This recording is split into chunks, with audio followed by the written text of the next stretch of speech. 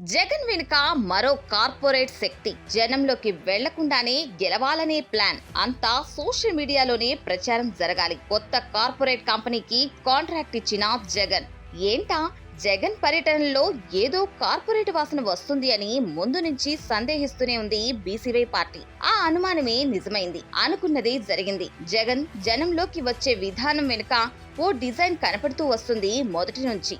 వేసే ప్రతి అడుగు, వచ్చే పలుకులన్నీ కొలత కొలిచినట్టుగా ఉంటున్నాయి. అందులోనూ ప్రతి మంగళవారం మాత్రమే బెంగళూరు ప్యాలెస్ నుంచి తాడేపల్లి ప్యాలెస్ కు వస్తాడు. బుధవారం ఒక ప్రెస్ మీట్, గురువారం ఏదైనా పర్యటన, ఆ తర్వాత బ్యాక్ టు బెంగళూరు ప్యాలెస్. అచ్చంగా కార్పొరేట్ స్టైల్లో ఉంటుంది. జగన్ ఏం చేయాలి, ఎప్పుడేం చేయాలి, ఎక్కడికి వెళ్ళాలి, ఎలా వెళ్ళాలి, ఏం మాట్లాడాలి, ఇవన్నీ పక్కా స్క్రిప్ట్. దీన్ని నిజం చేస్తూ కపిల్ సాహు పేరు బయటికి వచ్చింది. జగన్ కు మీడియా సపోర్ట్ లేదు. పైగా జనం మధ్యలోకి రావడానికి పెద్దగా ఇష్టపడడం లేదు. ఉన్న ఆప్షనల్లా కేవలం సోషల్ మీడియానే. సో సోషల్ మీడియాలోనే హైలైట్ అవ్వాలి. జనాన్ని రెచ్చగొట్టాలంటే సోషల్ మీడియానే అసలైన వేదికగా భావిస్తున్నారు వైఎస్ జగన్.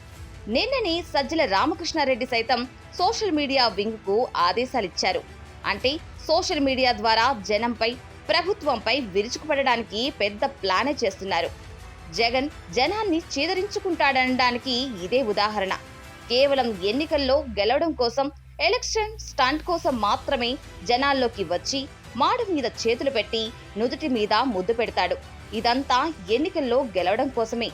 గెలిచిన తర్వాత అధికారంలోకి వచ్చాక ఎలా ప్రవర్తిస్తారో చూశాం.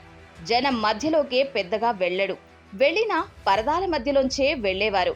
ఇప్పుడు కూడా ప్రజల్లోకి రావడానికి ఇష్టపడడం లేదు. కేవలం సోషల్ మీడియా వేదికగానే ప్రచారం జరిగిపోవాలి, తాను అధికారంలోకి రావాలి అని కోరుకుంటున్నారు. అందుకే కొత్త కన్సల్టెన్సీని తీసుకొచ్చుకున్నారు. ఇంతటి అధికార దాహంతో ఊగిపోయే నేత అవసరమా అని ప్రశ్నిస్తోంది బీసీవై పార్టీ. జనాలను చూస్తేనే చీదరించుకునే జగన్ లాంటి నాయకుడు రాష్ట్రానికి ఉపయోగమా అని ప్రశ్నిస్తోంది బీసీవై పార్టీ.